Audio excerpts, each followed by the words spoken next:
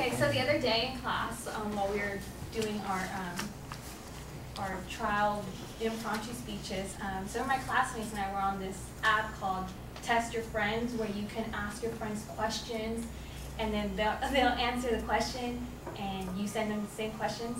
Well, anyways, one of the questions was, does an explicit picture of yourself exist on the internet? And I sat there and thought about it. There shouldn't be one of me, but I have sent, explicit pictures to my, at the time, boyfriend, now ex-husband. I mean, Vanessa Hudgens does it, right? Why not? Well, in today's society, that's called or considered sexting. Today, I will review what's sexting in young adults. First, we'll look at what sexting is, the consequences of sexting, and how you can protect yourself and others. Sexting comes from two words, sext and texting. According to the Merriam-Webster dictionary, sexting is the act of sending explicit messages or images by cell phone. In an article I found titled, The Latest Cell Phone Use, Sexting, Chris Wagner states, the majority of revealing images are being sent from females to males. However, males are also engaging in this activity. For girls, the recipient is usually their boyfriends, and sex range from shots of their breasts to full-blown masturbation. The perceived risk and emotional attachment seems lessened. Perhaps it's the way for girls to keep sex-crazed boyfriends at bay or keep their male counterpart interested without actually committing physical sexual acts. I never thought twice about sending my ex-husband pictures of myself while I was deployed. I mean, it'd keep him happy, being 1,000 miles away. I never just thought of the consequences.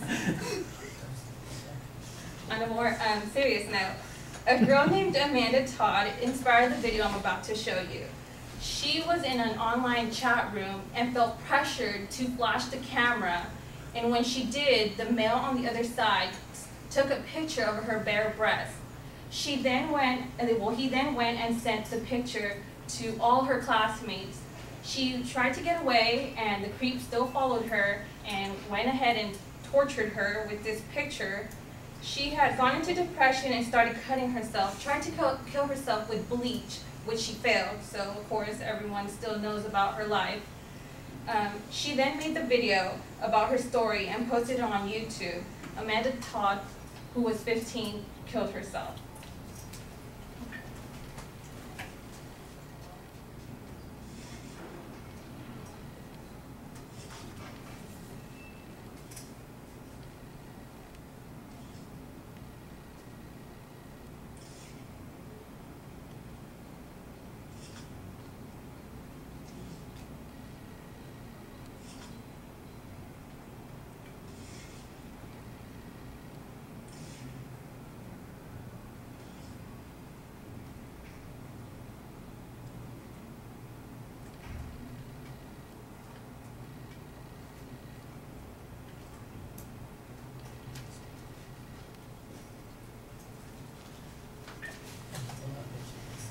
With sexting come emotional consequences.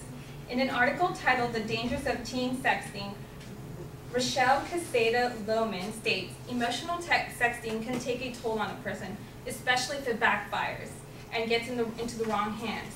One can feel embarrassed, disappointed, maybe even depressed. In the same article, Rochelle also states, sexting can compromise reputations, not just social reputations, but digital reputations.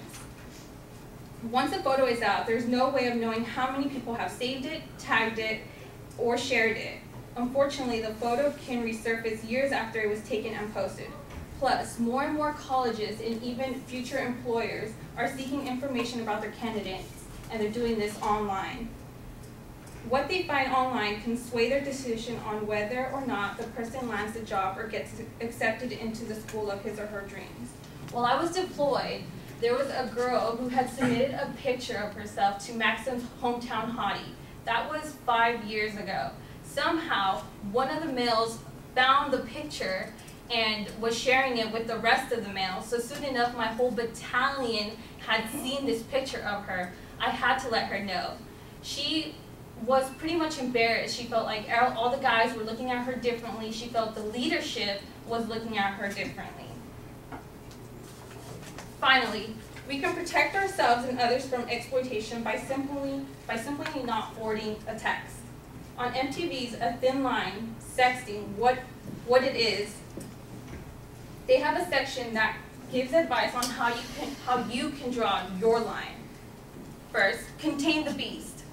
Before you record, reflect on what the picture you take where the picture you take will end up. Next, break the cycle.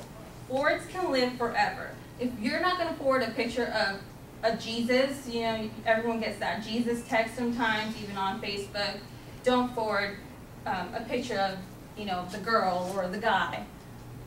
Or simply just don't reply to the text. Finally, maintain possession. They start off on your camera and then end up, and then they might end up anywhere. And once they escape, it's almost impossible to get them back.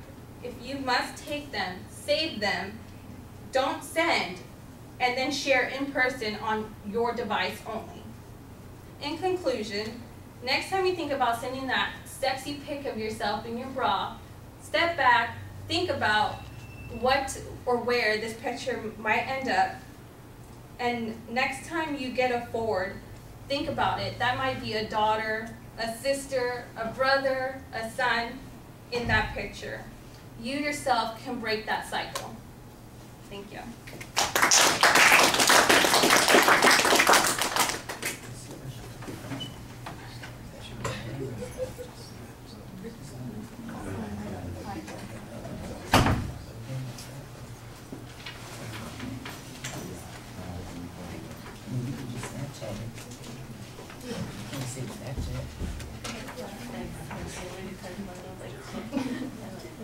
Jennifer certainly got our attention. That attention device written all over it. The thing I'm worried about is there are 12 people on their phones right now looking for that picture. I just downloaded that. Did you notice it pointed over there? Yeah. All right, I thought you had a very effective introduction. You set up the topic pretty well. Your goal is straightforward, and that part's fine. The supporting points I thought they're clear. I think they could be a little bit more involving and engaging, maybe a little bit more detail as you set them up. But the content I thought was nicely developed. There's good information there. And there was one thing, by the way, in the presentation I think might have worked a little bit more effectively when you showed the video of the girl showing, you know, the video that she posted herself.